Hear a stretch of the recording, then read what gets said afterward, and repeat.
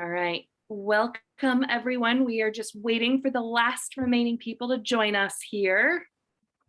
Still got a few people connecting. Okay, we've got everybody here. Welcome. So my name is Lara Villamat. I am the head of outreach and community experience here at the Framingham Public Library. Welcome to this evening's lifelong learning lecture. This is a part of our lifelong learning lecture series, which is a partnership between the Framingham Public Library, Framingham State University. Tonight's lecture is Great Leaders, Great Legends with Rabbi Dr. Rifat Sonsino. He is a Rabbi Emeritus at Beth Shalom and part-time faculty member at Framingham State University. Before we get started, a few quick notes. Rabbi Sonsino is covering 3 different figures. So he will be pausing in between each of the figures to have some questions and comments, and then we'll have a question and comment period at the end as well. You can also enter your questions into the chat and I will read them out loud, or we will provide an opportunity during the question and answer section to unmute yourself. If you would just use the raise hand function in Zoom so that we can call on you, have you unmute. As you heard, tonight's lecture is being recorded for future viewing on the library's YouTube channel. Videos are usually posted within about 5 days. So if you know anybody who was not able to be here tonight, please point them in that direction. We'd love to have them view this talk. I'll be adding an evaluation form into the chat box. After the lecture is over, please feel free to click the link to share your thoughts with us, any suggestions you have for future programs, and if you'd like to add yourself to our mailing list, please do wait until after the lecture is over because it will send you to another page. And with that, we'd like to welcome Rabbi Rifat Sonsino. Welcome. Thank you very much. Thank you. Good night to everyone. Is it possible to ask for people to turn their cameras on in this way? I can see their faces and I can see the reactions. That's good.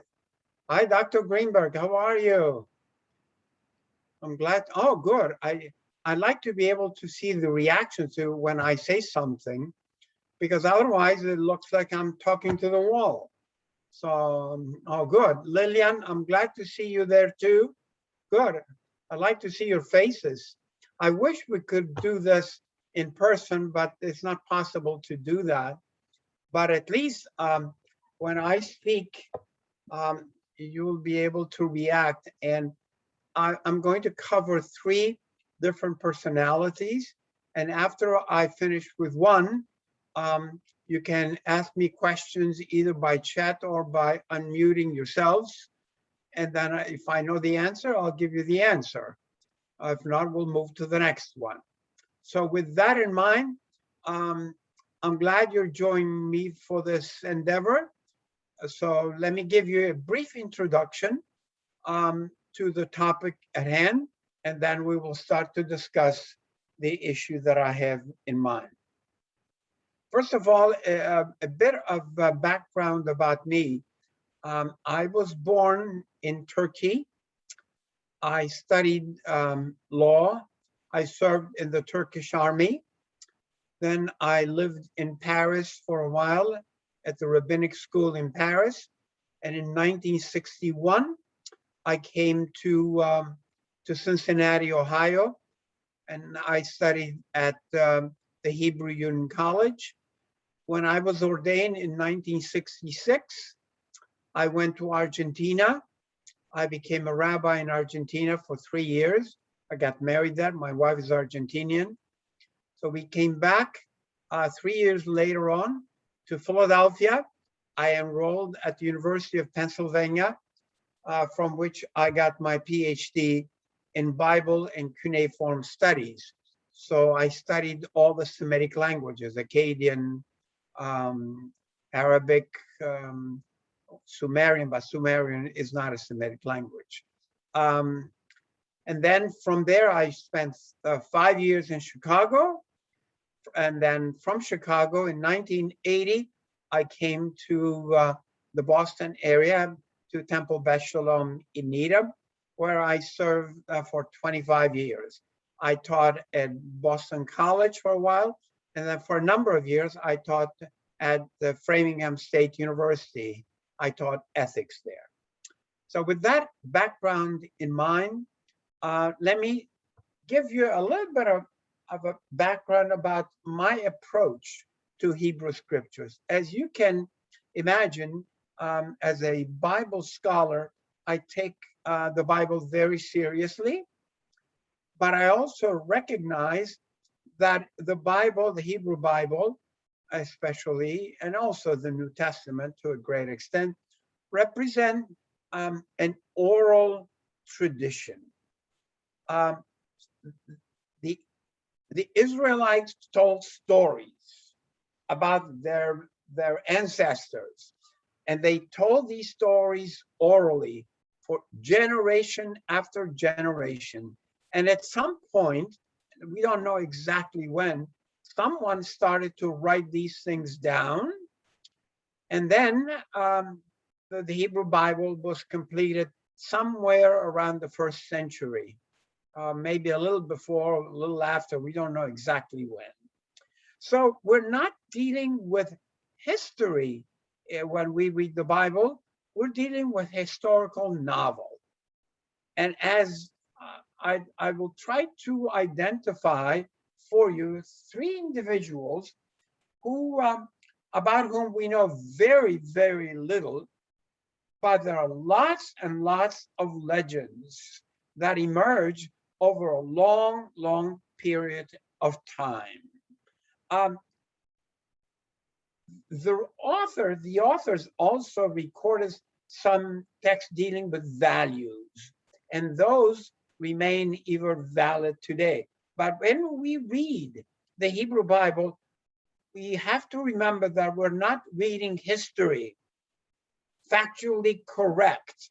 We're really reading a book dealing with legends and myths and generalities. And I will give you some examples as I discuss. First, Abraham, then David, and finally, I will discuss Jesus and ask the question, what do we know about these 3 individuals? So let me start with Abraham. In the Hebrew Bible, his name was Abram. Later, he became Abraham. Appears as the first of the 3 patriarchs and the founder of the Israelites, as Abraham, Isaac, and Jacob.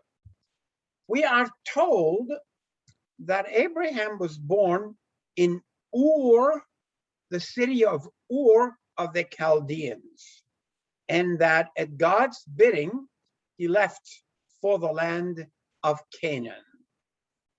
God also promised that his descendants would own this new land. Famine, however, forced him to go to Egypt.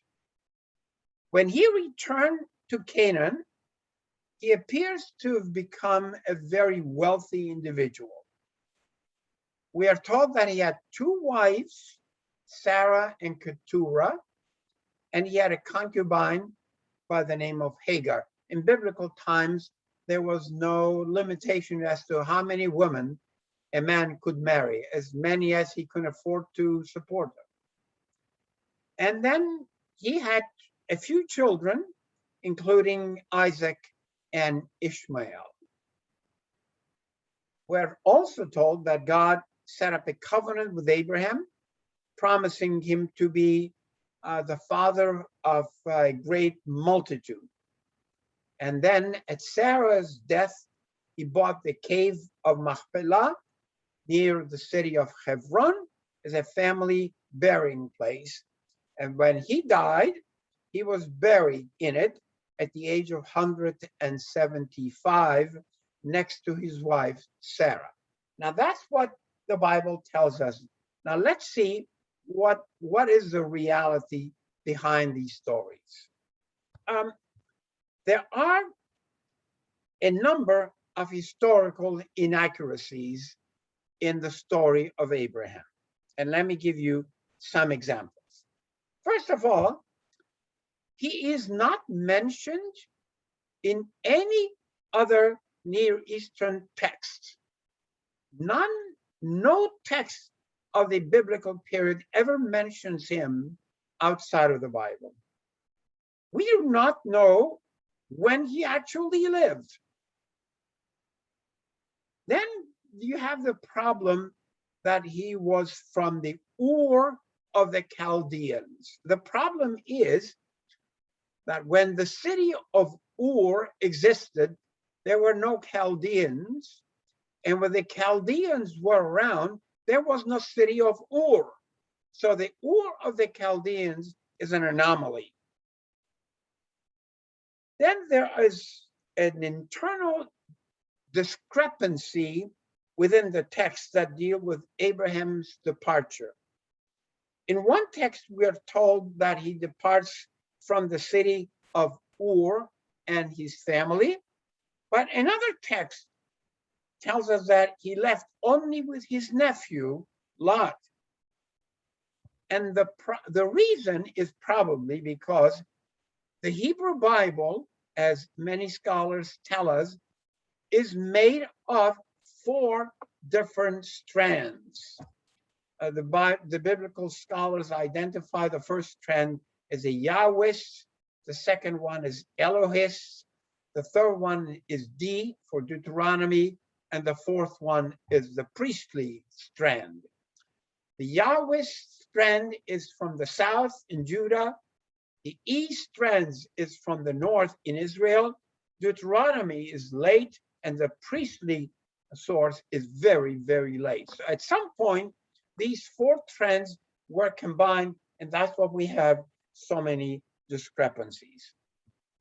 Then we have the major problem about a text that appears in the Bible with dealing with Abraham that says the Canaanites were then in the land.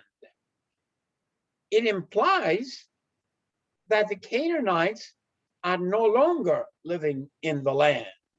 However, when Abraham allegedly lived, there were indeed Canaanites in the land. Obviously, this text was written much later when the Canaanites had disappeared as an identifiable group. And finally, we have a major problem about his age. We are told that he lived to be 175. No one in biblical times lived that long. No one.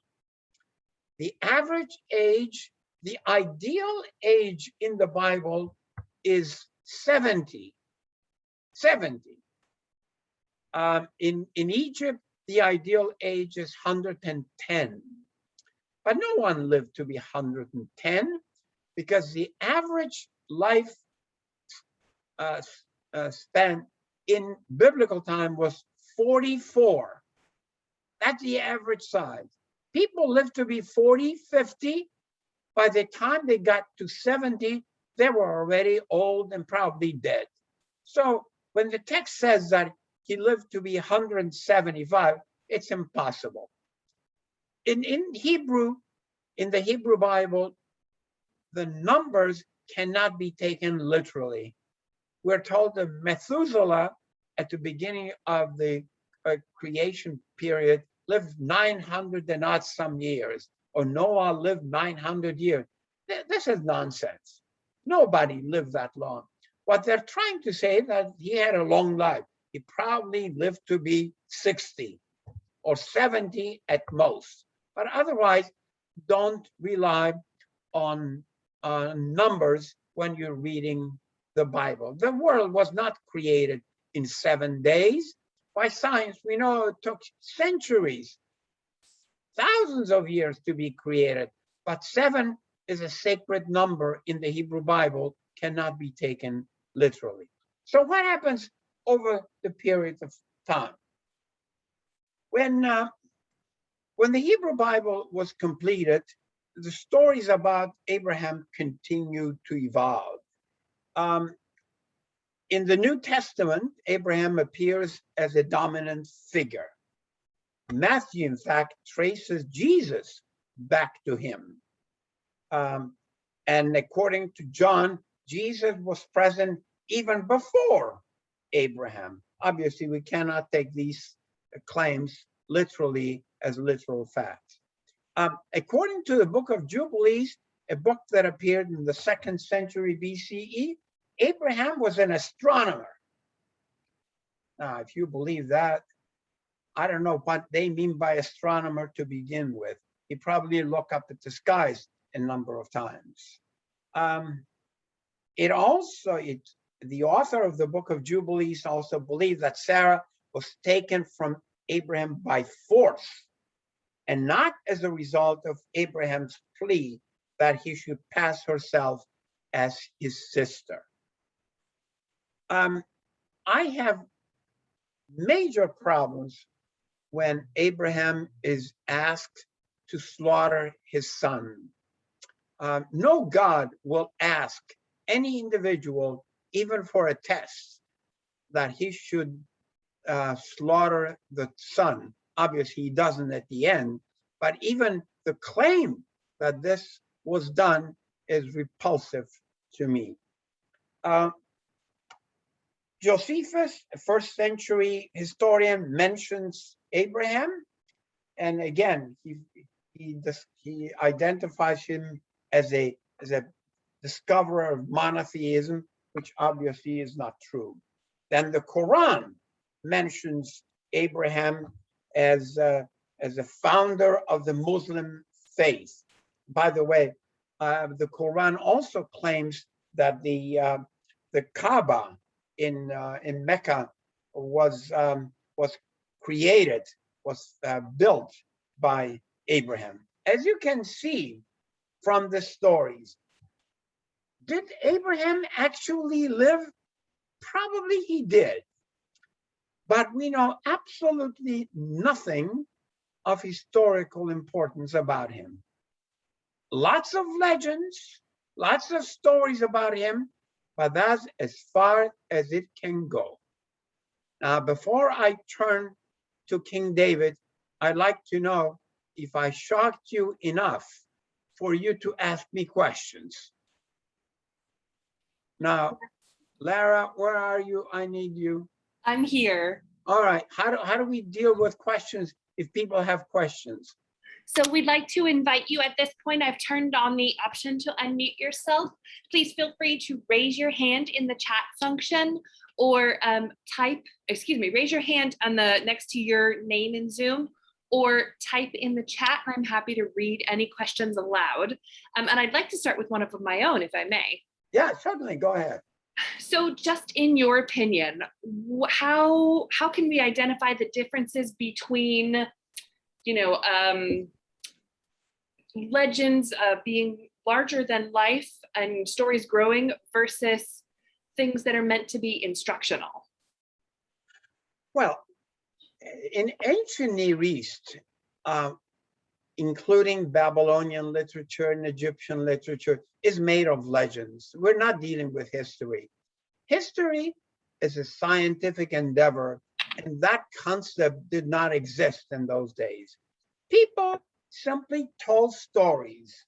At night, during the day, a grandfather will sit down with his grandson, or grandmother will sit down with her granddaughter, or vice versa, and will tell stories about the great people of the past. And as these stories evolve, people tend to add more details, and these stories evolve like that. But they cannot be taken as historically correct. Now, some of the texts deal with ethical values, and those also, many of them are still valid today, but others are not. They reflect the time when they were developed.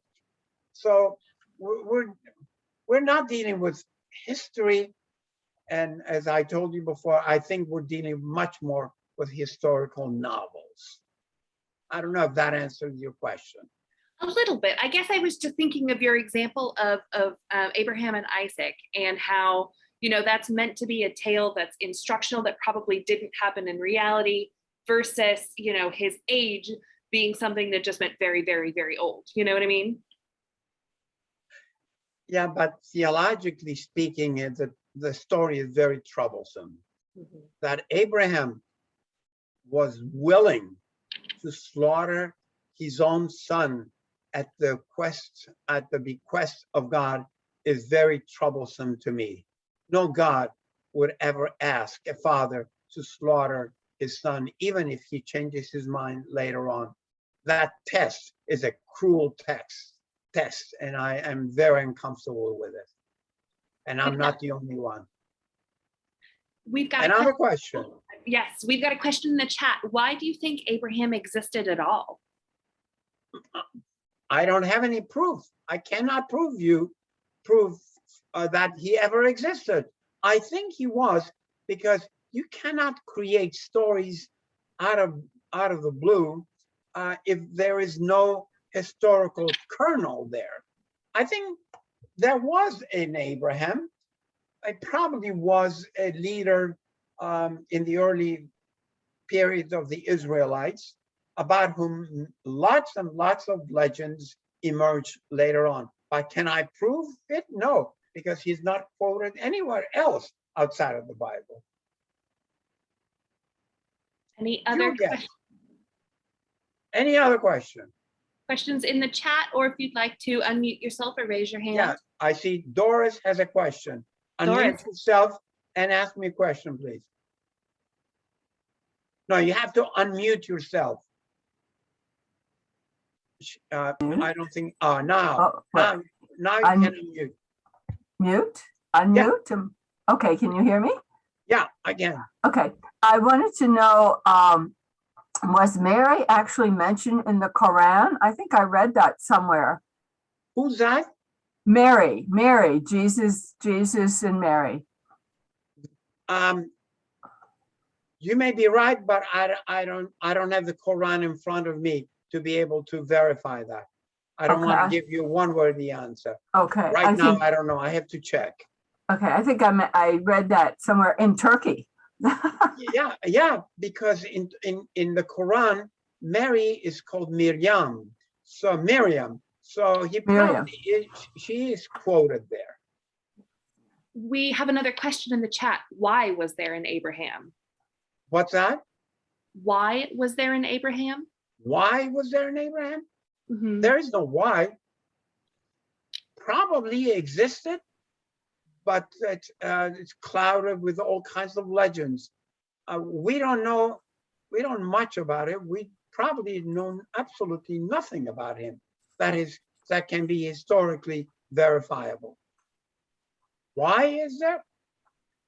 He's considered to be the founder of monotheism. Probably that was not the case in early biblical times, because monotheism did not emerge until very late in biblical period. But we have the tendency to glorify our leaders, especially in an oral society, and biblical times were oral. People told stories. Very little was written at that time to begin with. Clarifying question. Abraham is mentioned in the Quran? Yes. He is mentioned in the Quran a number of times. As I told you, he's considered to be the father of the Muslims. Abraham is considered to be the father of the Muslims. Ibrahim is called in Arabic, and he's considered to be a man of truth, a prophet. He's considered to be the Imam of the nations in Surah 2, and to him, as I told you before, is attributed the construction of the Kaaba and the pilgrimage rites associated with it in Surah 2 as well. And again, according to the Quran, God ordered him to sacrifice his son, but his name does not appear in the Quran. Muslim tradition stresses that he didn't he was not about to slaughter Isaac, but he was about to slaughter Ishmael, his brother. And Ishmael is the patriarch of Islam and the forefather of Muhammad. So again, a shift in personalities. In the Bible, it's Isaac. In the Quran, is Ishmael. We had a very helpful reminder. If you're looking for the raise hand function, it's under the reactions button on your Zoom link. So if you're looking for that, that's where it's at. And then we've got another question. Were births recorded at that time? Okay, and then we'll move on to King David. Yes. What's the question? So can we do, were births recorded? And then we've got a hand raised. Can we do two more? Lara, what do you want? Do you want me to open chat? No, I was just wondering, that's the question, is were births recorded at that time? Was there a record of people who were born? I can't hear that. You can't hear me? Yeah, I don't understand the question. Oh, was there a written record of people who were born during the time of Abraham that we could look at? No, we don't have any records about that. They didn't go to the courthouse. We don't have records. We have all kinds of numbers, but they're not reliable. Those numbers are huge. According to Jewish tradition, Moses lived to be 120 years. And that's the ideal. You should live to be 120. And that's because it's an ideal life. It's an ideal number. It's not true. Nobody lived to be 120. As I told you, the life expectancy in biblical time was 44. People didn't live that long. So when you're dealing with an old man, you say, may he live to be 120. Don't take it literally. No one is going to live 120, including me. So we've got one more raised hand, and then I do see your question in the chat, Mary. Let's save it for the very end so that we can move on to the next person, but I promise I won't forget it. Okay. But Dawn, go ahead if you would. Well, good evening, Dr. Sonsino. This is Dr. John Palavik from Framingham State University. Greetings to you. It's a great lecture. And actually, more than a question, I just want to remind you something. I was born in Turkey, in Istanbul. Oh, merhaba. Right, merhaba. And a couple of places you mentioned, one of them is Saint Mary. There is actually a city in Turkey, close to Izmir, Ephesus. Yeah. We believe that Saint Mary for some time have been there. She has been there. And if you remember the city of Urfa, which I visited a couple months ago, 2 months ago, I visited the city of Urfa, and there's a belief that actually there's a cave in city of Urfa. We believe that Abraham was born there. So I visited that city a couple months ago. Everybody is so much respectful, and there's a huge belief and that city is actually called the city of the prophets. So I just want to support and remind you that, but I don't know how true, as you said, there's no. I won't take it literally true. It's a nice story. That's a nice story, definitely. But there's no record at all. All right, let me move. Unless there's another question, I'm going to move to King David. 729. We've got one more question. Louis, go ahead. It's you. Yes, I don't see the gentleman. I don't see the gentleman. it's a woman. Oh, it's a woman. I'm sorry, I don't see her. Where are you? All right, Rabbi, I want to know what accomplishments can we reasonably expect to believe of Abraham in his lifetime, in that he's called the father of three faiths? Well, he probably was a charismatic kind of a guy, but because we know so little about him, he's been magnified, and lots of things were attributed to him. He's considered to be the founder of the monotheism, which is not historically correct, but that's at least that's the assumption. Otherwise, I don't see Abraham as a great guy. I mean, he passes his wife off as his sister in order to save his skin. That's not a gentlemanly act for in our time, so, or even in those days. So I don't see greatness in Abraham, but legends have magnified him, almost deified him, obviously not in Judaism, because he is the founder of the three major religions. Lots and lots of stories, but nothing of historical value right there.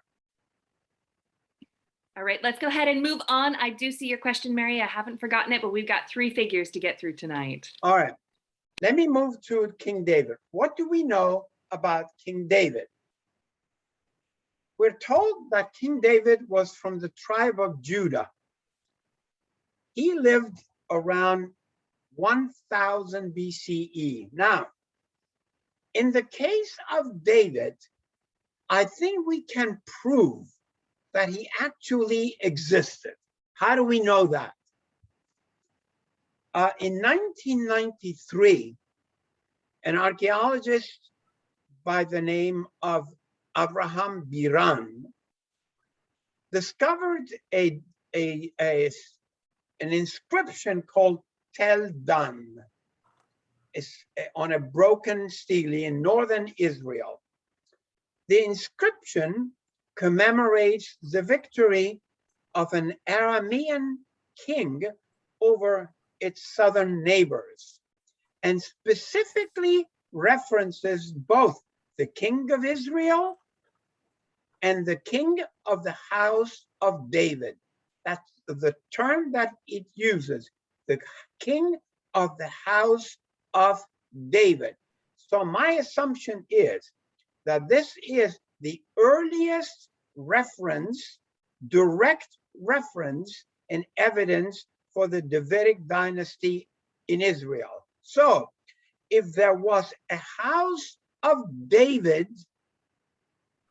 ruling the southern kingdom of Judah, there must have been a David. You follow my example, right? If there was a house of David, there had to be a David. So that's the only thing we know that is historically provable. Otherwise, everything we know about David is pure stories. We cannot prove anything else beyond that. So if he lived around the year 1000 or so. He was, we are told, the grandson of Ruth and Boaz. He was the youngest of the 7 sons.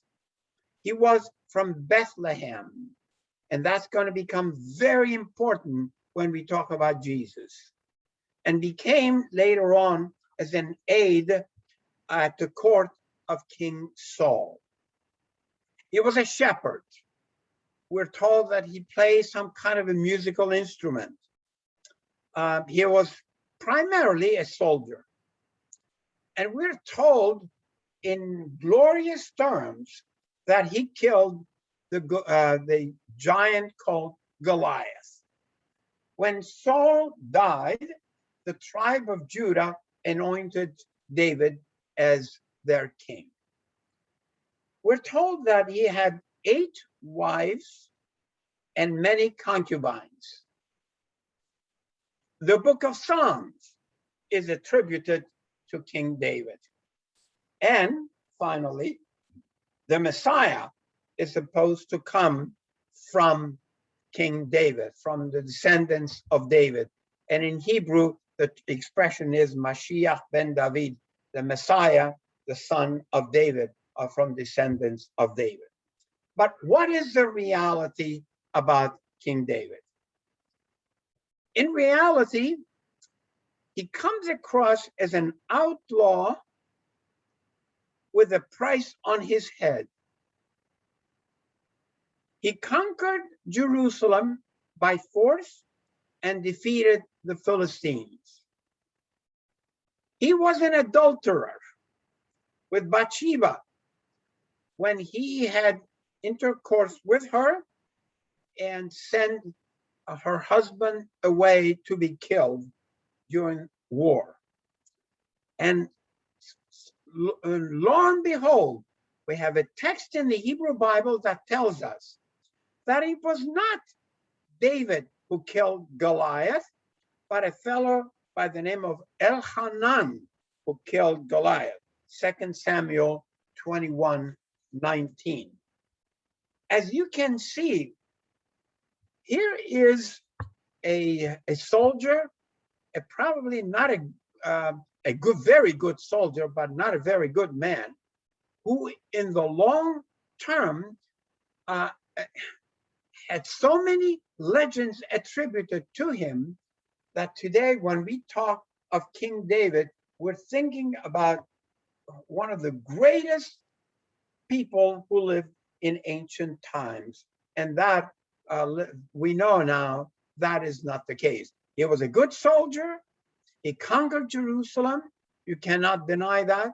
He wanted to build the temple of Jerusalem, but he was not able to. But outside of that, I don't consider King David as a moral example that we need to follow. There is a fellow by the name of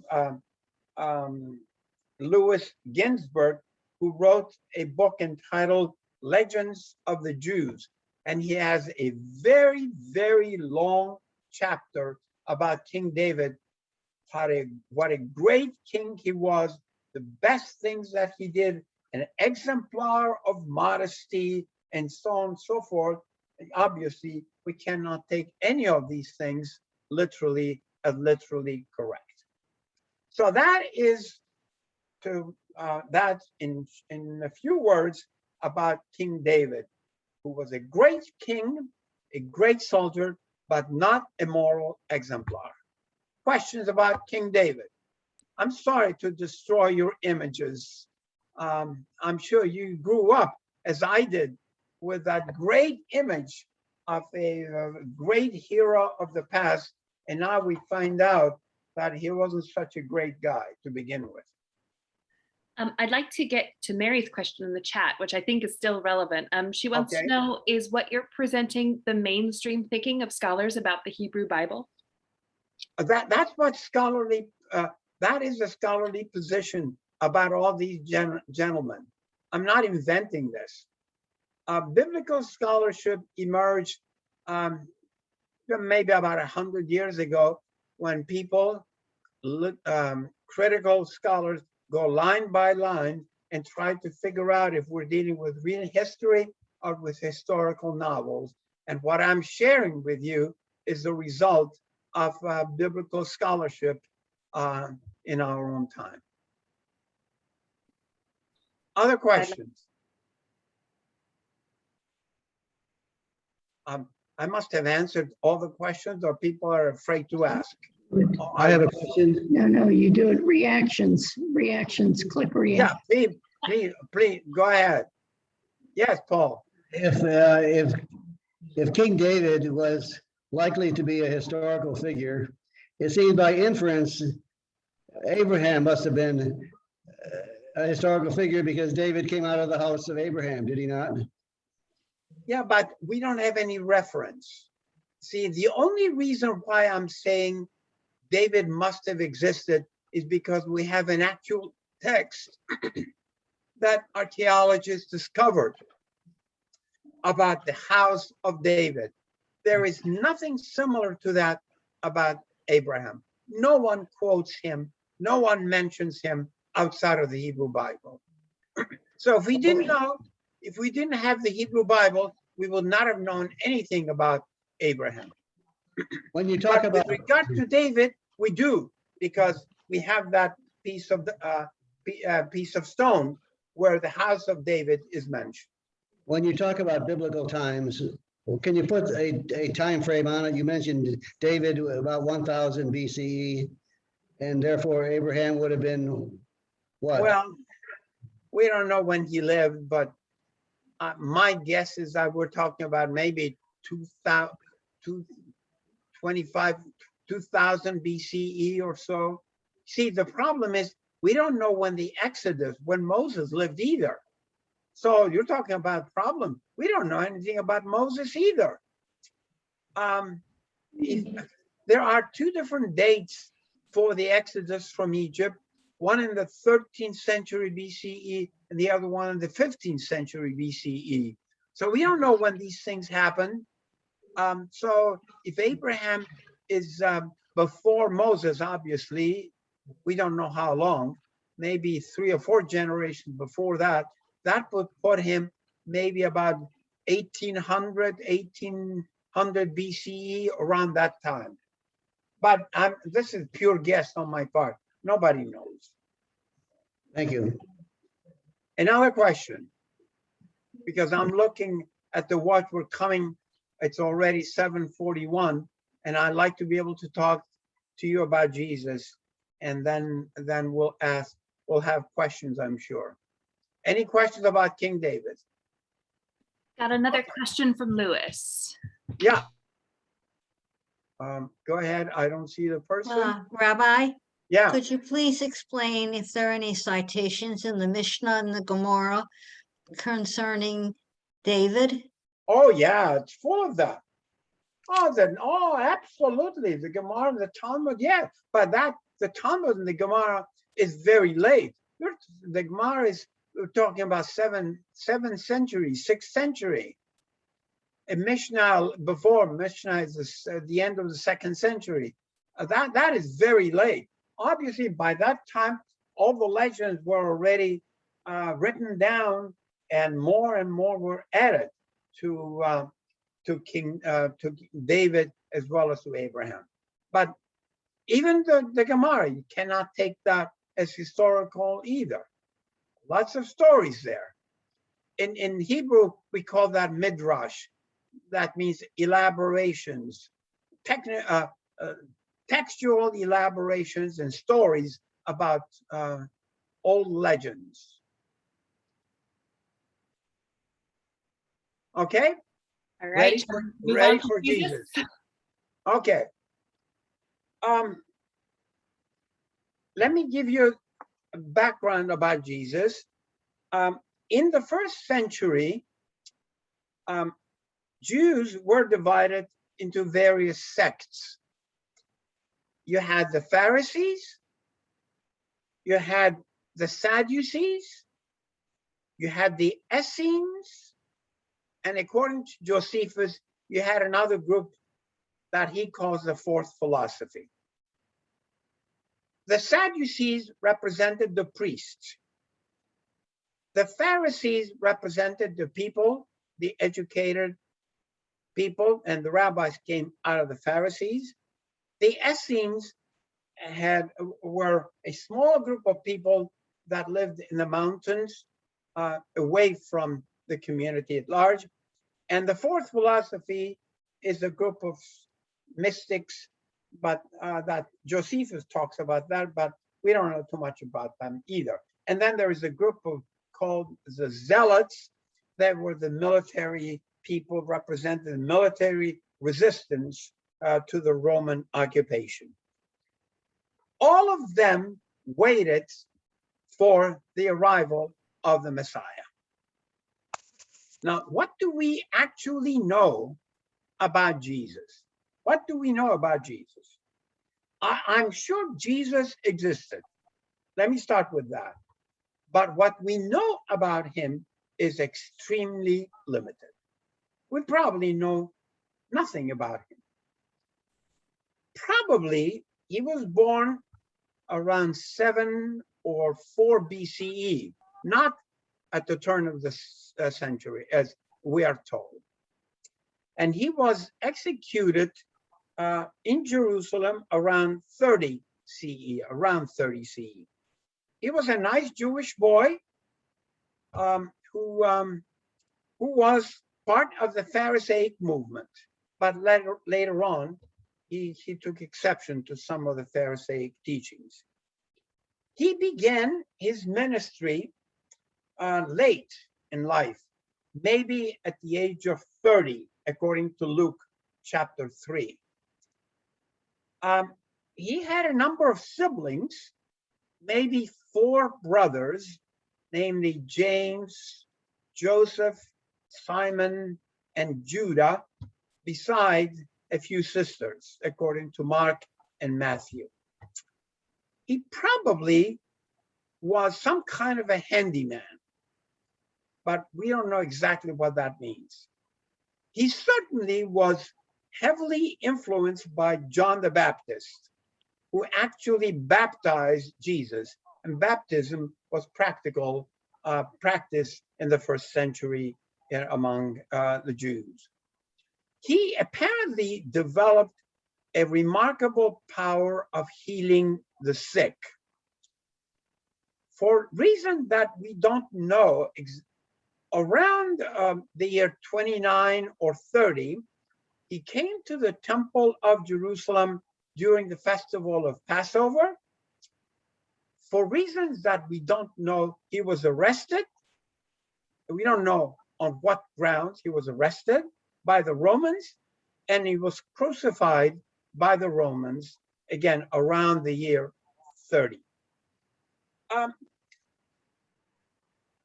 Now that's what we can assume historically regarding Jesus. But here are a number of problems with that story. Number one, while Jesus was alive, there was a philosopher in Alexandria by the name of Philo of Alexandria, who wrote a number of books about life in Israel at that time. And for some reason, he does not mention Jesus at all. It is unusual. If Jesus was such a great personality during the first century, that Philo will not write anything about him, but there is no mention of him. Then you have the historian Josephus, who wrote around the same time, and we have two references to Jesus in his book of history, but these are controversial, and many people claim that these were written into the book of Josephus much later on. Where was he born? My impression is that he was born in Nazareth, and the New Testament mentions Nazareth over and over again. But at some point, he appears to be in Bethlehem. And my interpretation is that after the centuries, when he was considered to be the long-awaited Messiah, and the Messiah had to come from the line of David, so he had to be born in Bethlehem, when in reality, I think he was born in Nazareth. There is a gap about his life, about 18 years between his childhood and the beginning of his ministry as described in the New Testament. Another problem is that Mark refers to various sayings in Greek by Jesus, when we all know that Jesus spoke Aramaic and didn't speak Greek at all. But the New Testament implies that he spoke Greek, and I very much doubt about that.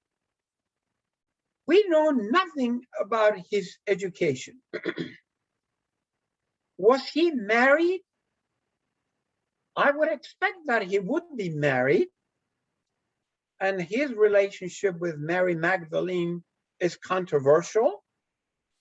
There is a papyrus, a Coptic papyrus of the 4th century CE that refers to Mary as the Gospel of Jesus's wife. So here is a text that talks about his wife, even though the New Testament does not. There are many differences and similarities between the 4 Gospels, but they all tell the story differently. And especially the 4th one, John, is totally outside of the picture altogether. I think my reinterpretation of the story is that Jesus existed. He probably was a healer in his own time. He had influence among his followers, maybe a few, but the one who made Jesus into what he is known today is really Paul. Paul is the genius of Christianity. In fact, Samuel Senmel, a professor of New Testament studies, refers to Paul as he calls him the genius of Paul, because I think he is the real founder of Christianity. And later on, all kinds of legends emerged and associated with Jesus to begin with. Paul never met Jesus. He heard about Jesus, but he must have heard so many good things that and tried to collect all the legends emerging regarding Jesus, that Jesus becomes not only the long-awaited Messiah, but in the Catholic Church, divine. The Quran mentions Jesus in 15 surahs. So Jesus existed, but always as a human being. In the Quran, we find a reference to Jesus as the son of Virgin Mary, the son of Virgin Mary. Obviously, she was not virgin. He was sent to his messenger as a prophet. And interestingly, according to the Quran, he was not crucified, but raised bodily to heaven by God. So it's a different story regarding Jesus. In the medieval time, we have a document called Sefer Toldot Yeshu, the history of Jesus, who circulated among many communities. And there we find totally different stories regarding Jesus as a human being. So my reinterpretation is this: Jesus existed. He probably was a healer, an influential person in his own time. He got into trouble with the Romans. Romans killed him. And after his death, all kinds of stories and legends emerged regarding his personality. And over the period of time, he was accepted as the long-awaited Messiah. And as I said before, in the Catholic Church as God, as part of the divinity. So Jesus, David, and Abraham, these are great personalities of the past about whom we have lots and lots of stories and legends, but historically speaking, we know nothing about them, or very, very little. But it's okay. That's how legends develop, and we've got to accept that as a reality and deal with it. Now, questions? We've got a few in the chat, and then I'll turn on the option to unmute. Pat would like to know, do biblical scholars' thinking change with the seminary/school of theology they attend? For example, does a theologian, biblical scholar attending an evangelical seminary agree with your presentation? Well, major difference. Obviously, evangelicals tend to take the New Testament literally as they take the Hebrew Bible literally. If I were an Orthodox rabbi, I will not be giving this talk to you the same way. I will talk about David and Abraham as real personalities. I'm talking about critical scholarship that is reflected in periodicals such as Biblical Archaeology Review. I'm talking about people who teach at Harvard, Yale, academic communities, not among the evangelicals. Evangelicals take the text literally, and I do not. But that's a good question. Got another question in the chat. Were the authors of the Gospels contemporaneous with Jesus? No, the Gospels were written after Jesus died, long time after, maybe a century after.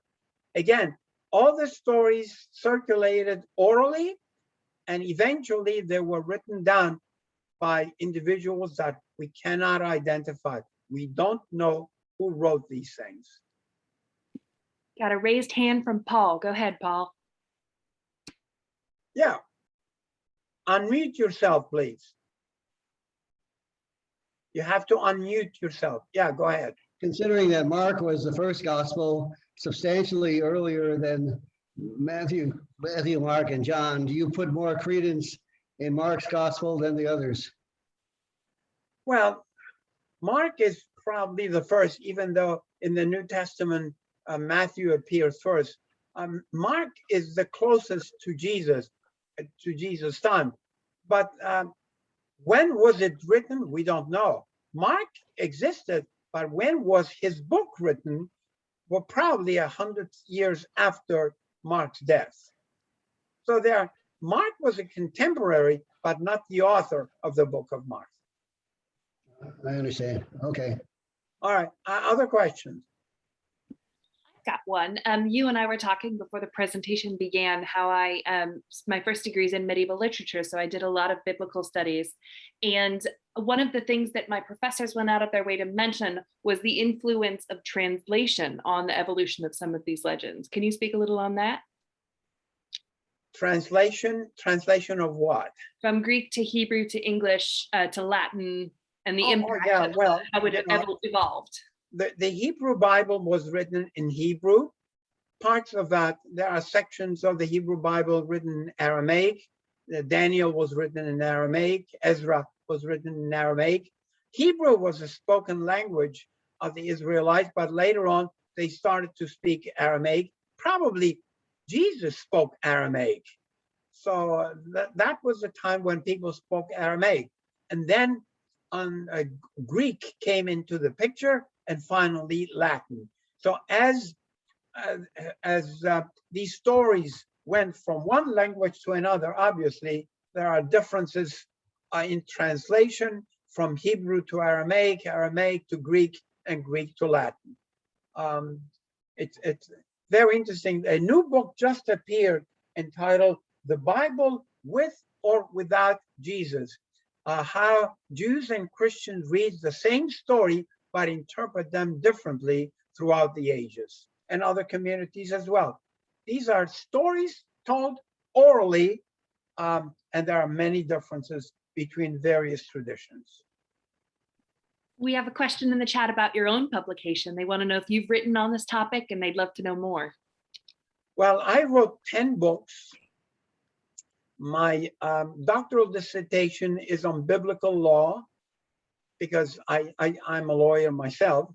I've written a book entitled Finding God. I wrote a book entitled What Happens After I Die? Not that I have more information than you do, but what happens after I die? I wrote a book on spirituality. I wrote a textbook on modern Judaism, and I write a blog. Some of you may be interested in that. I write a blog entitled Sonsino's blog that has 600,000 viewers around the globe. 660,000 this week. I don't know where they find me in the United Arab Emirates. I don't know how they find me, but they read me in the United Arab Emirates. But if you're interested, you can check me out, Sonsino's blog. All right, I've just popped that in the chat for any of you who would like to click on it and check it out. And we are out of time. So Rabbi Sonsino, do you want to give us, I know, can you believe it? Do you want to give us maybe just a quick, what we should take away from your presentation tonight? I want you to know that I take the Bible very seriously, but not literally. And that makes a big difference. I read the Bible and study the Bible on a regular basis for the values that it contains, it teaches, but I read this as a collection of legends that survived over the centuries. And I hope you will do the same. Because if you take the Bible literally, then you get into trouble because you will not be able to resolve the so many discrepancies that exist between the texts. So take the Bible with great importance, but not literally. Maybe that's the message that I can leave with you. So with that in mind, ciao, ciao, good night. Hope everybody's well. Enjoy the beautiful weather. We have maybe one more day like this, and then comes fall. Thank you. Thank Good you. night, Thank you, everybody. Rabbi. You can Thank you. always write to me. You can always write to me, and I'll be happy to write back. Dr. Greenberg, I'm glad to see you. Thank you, Rabbi Sonsino. Great. Bye-bye. And I popped in our chat one more time, our program evaluation form. Oops, I've sent it privately. Let me send it to everybody. Please let me know what you thought. And if you'd like to join our mailing list, please also join us next week. Dr. Paul Fideler will be talking about Manchester. So please, hard times and Manchester. So that'll be next Thursday, same time. If you're already on our mailing list, which hopefully you are since you're here tonight, you should automatically receive the link to that by 5 p.m. the day before. It's the same link, so just click it at the same time, and we look forward to seeing you there. Thank you again for joining us tonight. Good night. Good night. Very interesting. Good night. Thank you. Thank you. Toda rabah.